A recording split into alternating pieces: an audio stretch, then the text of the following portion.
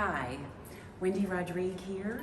I am visiting with you from the Ogden Museum of Southern Art in New Orleans, Louisiana, and made a trip here to visit what is considered by many, and certainly by the artist himself, as George Rodrigue's most important Cajun series paintings, and indeed a modernist masterpiece of American art.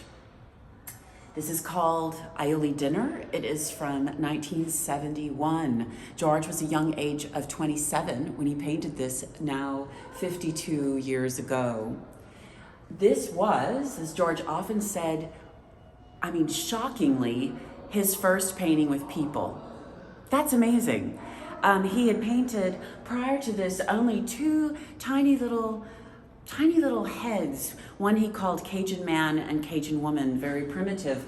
But what he was painting leading up to this was actually only landscapes. He was painting three elements, as he explained it: oak tree, ground, and sky, for about 3 years exclusively, finding infinite variations within those three elements, and was very excited to always approach them in a new way. The way he described how this happened is he said that one day he wondered, what would a person look like who walked out from behind one of my trees? Well, he said, they would have to be very primitive because they're outside, and they would have to be in shadow, right? Because they're under the trees. And he thought, that's never gonna do, so we gotta work that out. And how are we gonna do that? Well, George decided to do it like he did everything, with his imagination, with ideas, with mystery, with symbolism, and most importantly, with sincerity. He painted, as he often said, honestly. He also said that all of his paintings, including this one, no matter what the series, from this all the way into the Blue Dog series and Hurricanes and Bodies and everything that he worked on, was primarily about contrasts. So let's investigate that here. Well, here you have these people who should be in shadow underneath these trees, but instead they are glowing. He dressed them all in white and he lit them because they are not lit by the sunlight, they are lit by an inner light. They are glowing with the spirit of their people. In this case, the French people and the Cajun people. Although for the Aioli Dinner Club, which met every month from 1890 to 1920 on the lawn of a different home in and around New Iberia every month, they called themselves French, and the food that they ate, Creole. The way that the dinner was interpreted is that the women standing in the back row, kind of usually barely discernible, but here with the original painting, you can really make them out. They did the cooking. And the young men standing round the table served the food. And the men sitting at the table ate. These are, with the exception of the women, all portraits. George did them from various photographs. We have a couple of them here on the side wall here at the Ogden, so you can see them, and also the wonderful documentation of actually who was at the dinner. We know that. We actually have the names. So George painted these actual portraits, which is truly quite incredible. As you can see in the photographs, however, the background is different than what you see in the painting. And that's because George set his painting not on the setting of the photographs, but on the setting of the Darby House, because it was still standing in 1971 in New Iberia when he did the painting. It has since burned down, in fact, just a few years later. So he went out to the Darby House and thought about his painting and how he would put this all together. And that is how he decided to set it. So in other words, this actual dinner on the lawn of the Darby House really never occurred. Although dinners with all of these people did occur, probably at this setting, and other places, it was not photographed like this. George invented this, in a way. he combined the photographs and the history of his people with his imagination. Now, the history of his people is very key here, particularly in this one, because this gentleman sitting right here, looking at us so intently, is George's grandfather. Yeah.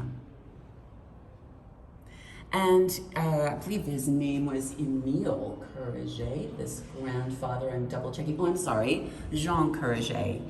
Emil, I'm remembering now, is this young boy kind of peeking out here, the third over standing. That was George's uncle, Emil.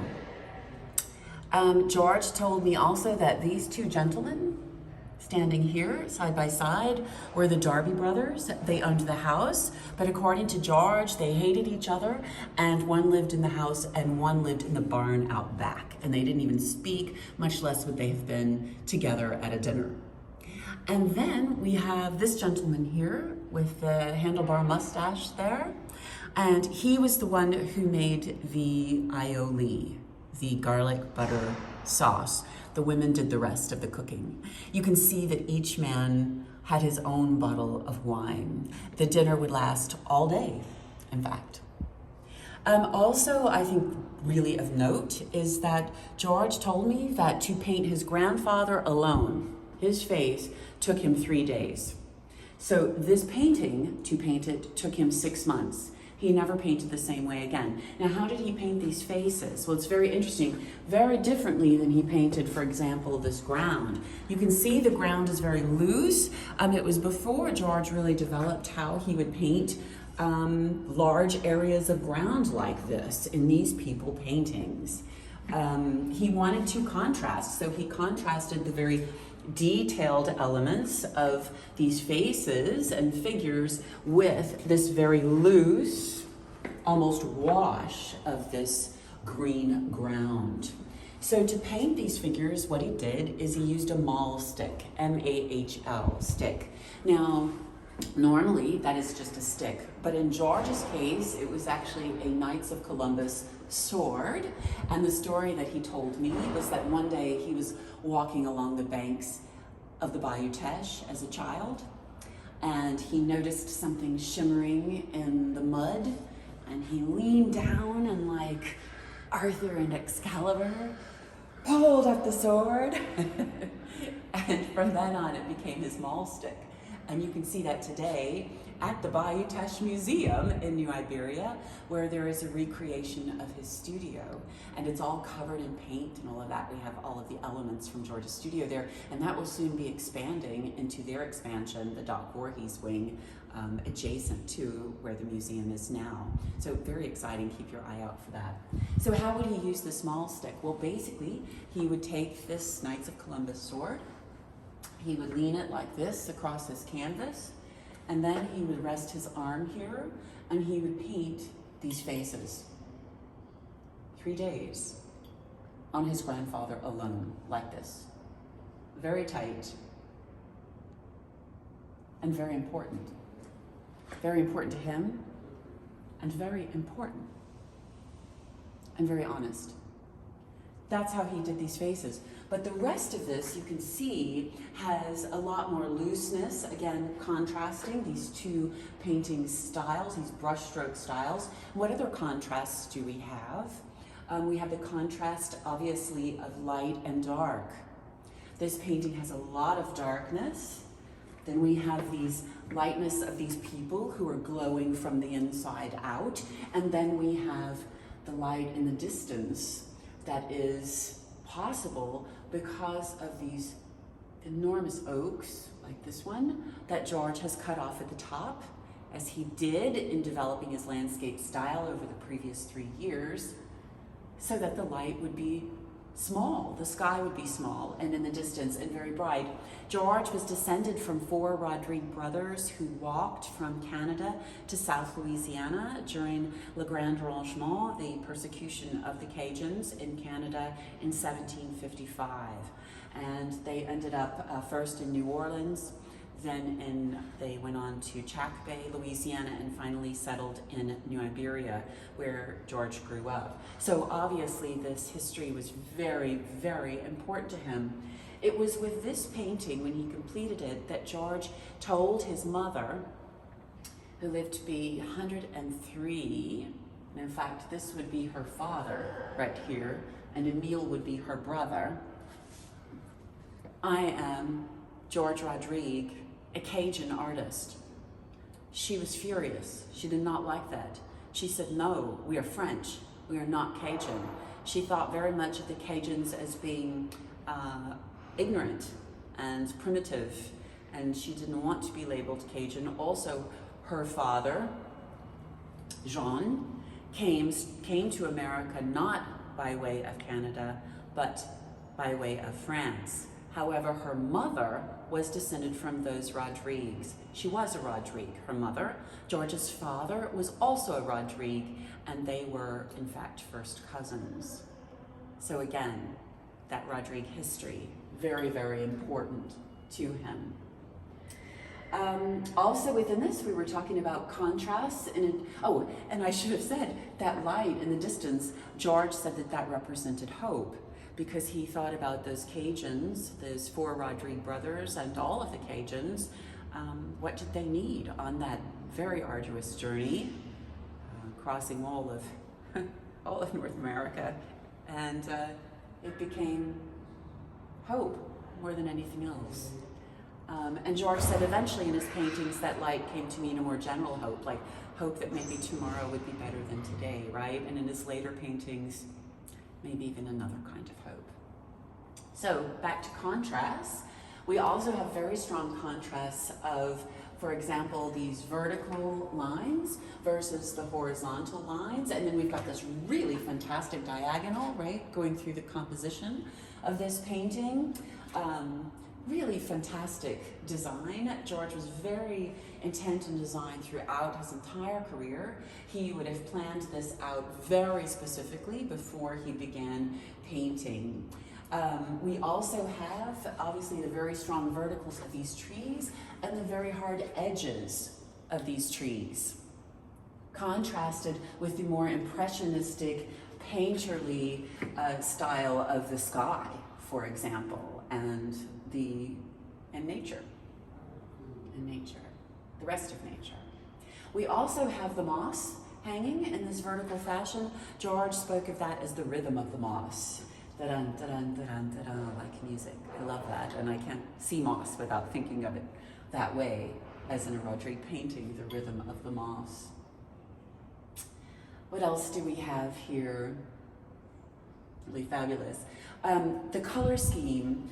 I hope that you've noticed, if you're familiar with this painting, if you're watching this, you probably are, that this is much greener than, say, most reproductions that you would see in a book. Certainly much greener than the prints of the Aioli Dinner, and that is for a couple of reasons. First of all, in the prints, all the way up until the much later prints, most of the prints of the Aioli Dinner are very dark. In fact, this whole ground goes black in the printing, and that is true within the books too. Like in the book, The Cajuns of George Rodrigue from 1976, this painting is on the cover, and the ground tends to go black in this, just because of what happens in the printing process and the time that they were photographed, and printing, of course, has come a long way since then. So the way that George made effective prints of this painting later is he photographed, or had this painting photographed. This would have been around in 2000, as I recall. He had the painting photographed. He mounted that photograph to masonite and pressed canvas over the top and pulled it off, made what is called a direct image transfer, and then he painted the entire painting again, completely over. This time, he painted it not in so many greens. There are much more browns, and there's also even more contrast in what's going on in the contrast of those browns and of the various colors, so that it would make a more effective print. Then he photographed it again, and that is what the later prints are made from, and they're much more effective because everything didn't go black. George understood by that time how to create a painting to make a more effective print. And that's why the Aioli Dinner prints that were made later in his life are just absolutely magnificent. But here we are back with the green painting. Why green? Well, a lot of it has to do with, of course, the very feeling of South Louisiana. I mean, everything, the swampiness, right? The mugginess, the mosquitoes, the swamp, yeah. South Louisiana, living outside, living beneath the trees. Primitive, George's people, locked into the landscape. Remember, what if my figures, as I said about George, walked out from behind one of my trees? They would be locked in to the tree. So George would have specifically designed this tree to go around this figure. And see, same thing here, framing these bushes around these people so that the people can't move. They have been cut out, as with scissors, out of Canada, and then pasted onto South Louisiana. It's an incredible concept. A young man of 27 years old comes up with that, takes 6 months to paint it, and as George said, it completely changed the way he painted. From then on, he painted in a different way, and he got very excited about painting the culture of South Louisiana. This started it all. From there came paintings like the class of Emil Curry, Boudreaux in a Barrel, Jolie Blanc, Evangeline, and so many other beloved Cajun paintings, and eventually, as we all know, the loup-garou, which develops into the blue dog. Finally, I would say about this painting, the frame is a really big deal. So George developed this concept that he called painting to the frame. That came out of the fact that he needed to frame his paintings, but he didn't have the money to do so. Framing can be very expensive. And he wanted his paintings framed in such a way that they looked like they just were plucked off the walls of the Louvre. He wanted to give them real importance, even a Renaissance type importance, which I hope that you can see that. So he would buy frames at junk shops and flea markets and things like that, oftentimes holding other people's artworks, discard those artworks, and then stretch his canvas to the frame and then paint to the frame. So it's the opposite of what we think of, right? He's not matching his frame to his painting, he's matching his painting to his frame. That lends a lot of this green color and a lot of these tones also. I happen to know from George that this frame, when he found it, held a photograph. A giant, obviously, photograph of President McKinley, and it was turned, and this part of the frame is much darker than all the rest of the frame. Like this side is not dark like that, none of the rest, and that is because the frame hung vertically for many, many years. And George used to say that sometimes he would spend more time refinishing these frames than he did on the actual painting, since this painting took him 6 months. I know that's not the case here, but he would have refinished this frame to the best of his ability and this wood himself, and cleaned it and full of that. I like seeing George's signature here on this too, because it's so different from his later signature. You can see his very early signature style, and of course, we come to know later that very distinctive Rodrigue, which he often captured in red, making very French-style posters of paintings such as this one, of his Cajun-style paintings. Yeah, I hope I'm not forgetting anything. If so, I'll add something in the text below the video. I want to thank Douglas for filming this for us today. I also want to thank the Ogden Museum of Southern Art. They have had this painting now. We unveiled it with George in 2011, with George and with Roger Ogden, and it was quite wonderful. We had a little unveiling on this very floor. I'm on the 3rd floor here, and they have hung it ever since. I think that's a tremendous honor to George, to the Cajun and French-Canadian Cajun cultures, to the town of New Iberia, and I think indeed to South Louisiana and to Americana, that they have this on view all the time for people to see. It's a tremendous piece. So please come and see it. Thank you for listening. Thank you for filming, Douglas. And I'll see you again soon.